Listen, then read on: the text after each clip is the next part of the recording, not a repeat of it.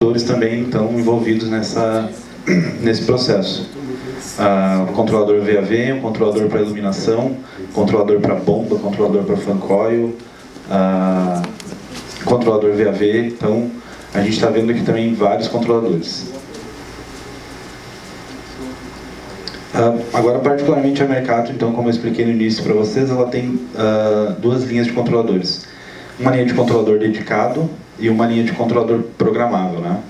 Aqui a gente está mostrando um controlador, então, para sistemas de expansão direta, para splitão, para outros sistemas que ele já tem todas as lógicas embarcadas, basta só mapear as entradas e saídas dele, a lógica já está toda pronta, definir também questões de setpoint e programação horária nele, mas as lógicas de revezamento e outras lógicas já estão embarcadas. E um controlador para fan coil, que é o MFC. Também tem todas as lógicas embarcadas, atende provavelmente 99% das aplicações de fan coil.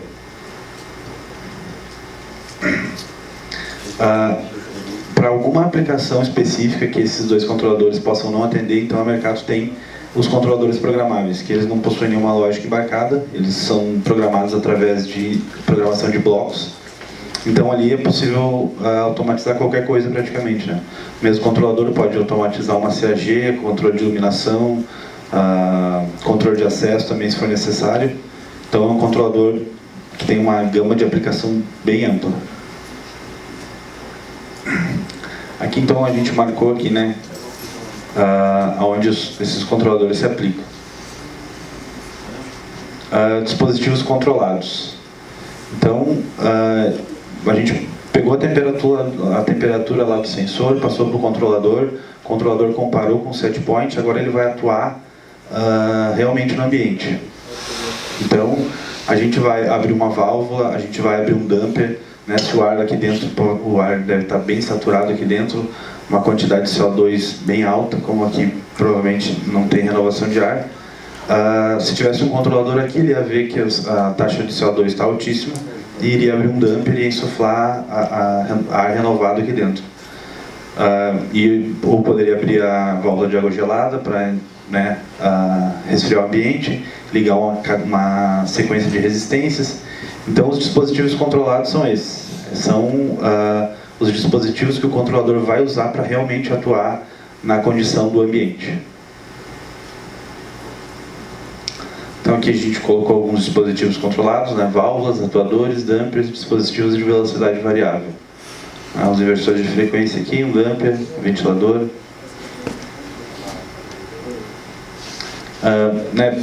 Pode ocorrer o caso do próprio atuador já ter comunicação, o próprio atuador ter uma inteligência, ou o próprio inversor já ter uma inteligência, né, já ter um CLP nele, e ele mesmo possa, né, atuar, pegar o valor direto do sensor e ele mesmo agir no ambiente.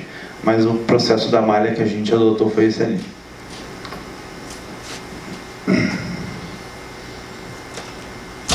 Então aqui é a condição final do processo, né? Então aqui está todos os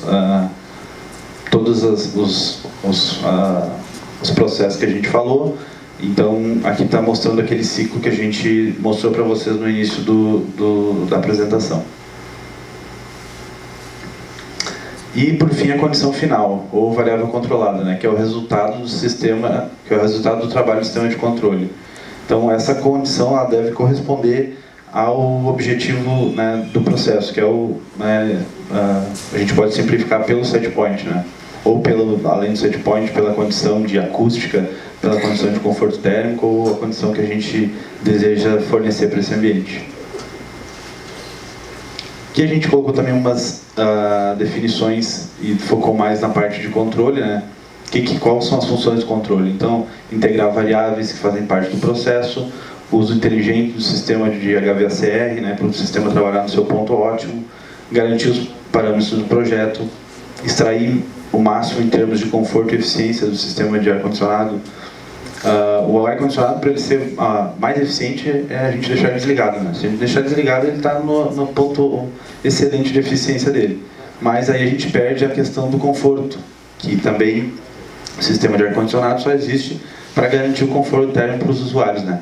Então essa é uma balança que é bem difícil a gente conseguir deixar ela no seu limiar ali, né? Controlar as rotinas de eficiência, mas também a monitoração, mensuração do ganho dessa eficiência. Unir todas as variáveis do sistema de HVACR e as interpretar convenientemente. Então, nesses diagramas todos que a gente viu que são muitos sensores, são muitos atuadores. Então, a automação ela é essencial para a operação de um sistema, né, para busca de eficiência. Imagina todas essas válvulas, todos esses atuadores e dampers sendo controlados de forma manual, né? Ou pior ainda, sendo né, isso tudo funcionando volume de ar constante, volume de vazão constante. Então aqui, né, os controladores e toda essa malha aí contribui para a gente atingir padrões aí de mercado como Fitwel, LEED, Procel, né, Aqua também. Então agora, por último, a gente vai falar então sobre as estratégias de controle e automação. A primeira técnica que a gente mostrei para vocês ali sobre os sensores, né? Quantos sensores a gente tem no ambiente. Então, a gente compra um sensor, instala, passa 3 anos, esse sensor não vai se manter calibrado e pro resto da vida dele, né? Pior ainda, se a gente comprou ele e não fez uma calibração inicial, provavelmente a gente já pegou ele com alguma certa defasagem. Então, um controlador, um sensor com 1 grau de temperatura né, que ele está medindo errado do ambiente, isso pode gerar uma válvula de água gelada aberta por algum período, pode gerar a gente insuflar ar externo sem ser preciso, colocando mais carga térmica no nosso ambiente, né? Então aqui a gente só colocou uma imagem para mostrar a temperatura de conforto 22 a 24, né, com a umidade ideal, quando o sistema está totalmente calibrado, os sensores estão totalmente calibrados. Agora, se a gente tiver com ele pensando que está calibrado, nosso set point foi alcançado, mas a gente pode estar com uma dessas duas situações aqui, ó. Meu set point de 24 foi alcançado, mas eu estou com uma temperatura de 25 graus, por exemplo. Então eu já vou ter todos esses malefícios aqui no meu ambiente. Desequilíbrio fisiológico, baixo rendimento das pessoas, né? No escritório com calor, o pessoal não consegue trabalhar direito, proliferação de fungos, maior capacidade de armazenamento de calor latente, né? Efeito estufa. Ou também, se eu tiver com 22 graus, que meu set point também estaria atendido, mas o meu sensor está com erro de calibração, eu vou ter todos esses problemas aqui, né? Congelamento de água, né? Imagina congelar água nos meus dutos e meu chiller, o que vai acontecer com o meu chiller, né? Condensação de água em equipamentos críticos, também, o pessoal às vezes, aqui a gente colocou como split também, né? Em pequenos data centers o pessoal acaba trabalhando com split ou com splitão. E de uma hora para outra o pessoal começa a ver chover em cima dos racks deles, né? Então, né, o set point não está sendo atendido, ou também algum problema de infiltração que esteja causando calor sensível lá dentro daquele ambiente. A mesma coisa aqui para o sensor de CO2, né? Se eu estiver trabalhando na faixa errada, numa concentração muito alta, né, o pessoal vai ficar com irritação nos olhos, vai ficar com dor de cabeça, perca de concentração. Então, pensa quanto isso pode ser custoso para um escritório que os funcionários nunca vão estar trabalhando no seu 100% ali, né?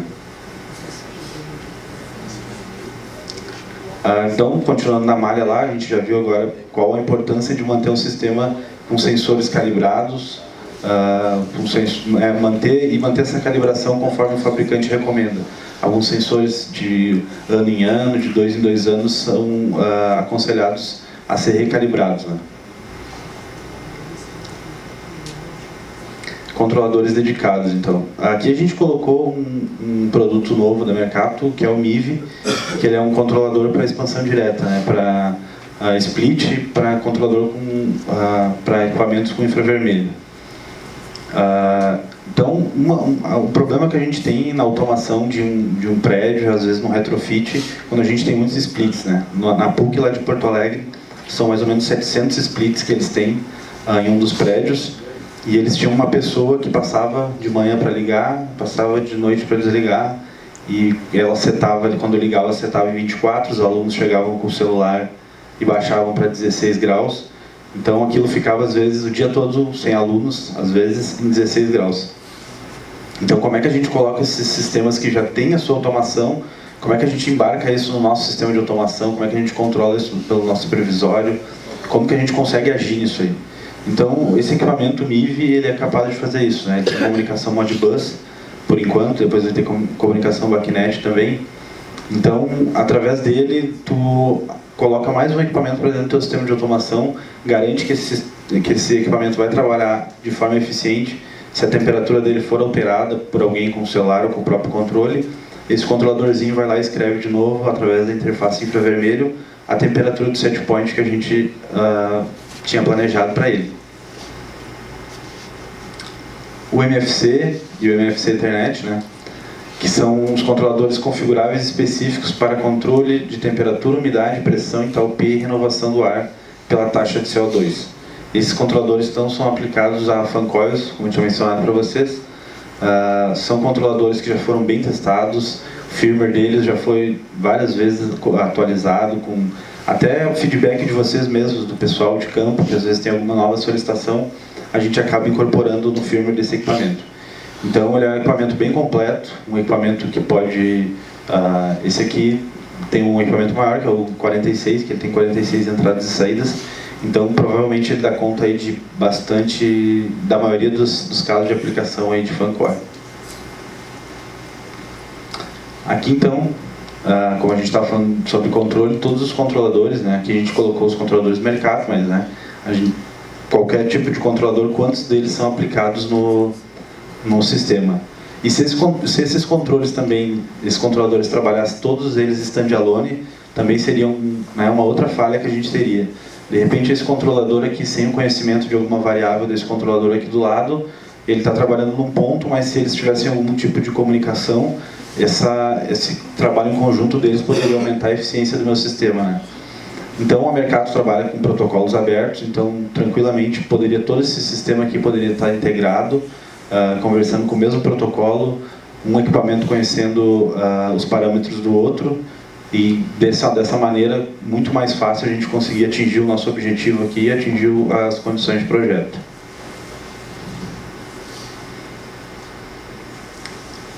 Terceira estratégia, as válvulas inteligentes. Aqui a gente trouxe, né, como exemplo a Energy Valve. Ontem até o pessoal da Belimo já comentou um pouco dela. Mas, né, em suma, são válvulas que têm bastante inteligência empregada nelas. São válvulas com atuadores que têm comunicação Ethernet. Acessando o IP da válvula, tu tem acesso ao ΔT dela. Tu pode comparar com o ponto de ajuste desejado segundo as especificações de projeto. Então, também, além do controlador, o próprio atuador da válvula já tem inteligência. Então, se esse nosso controlador tiver a capacidade de se comunicar com o nosso controlador, tiver a capacidade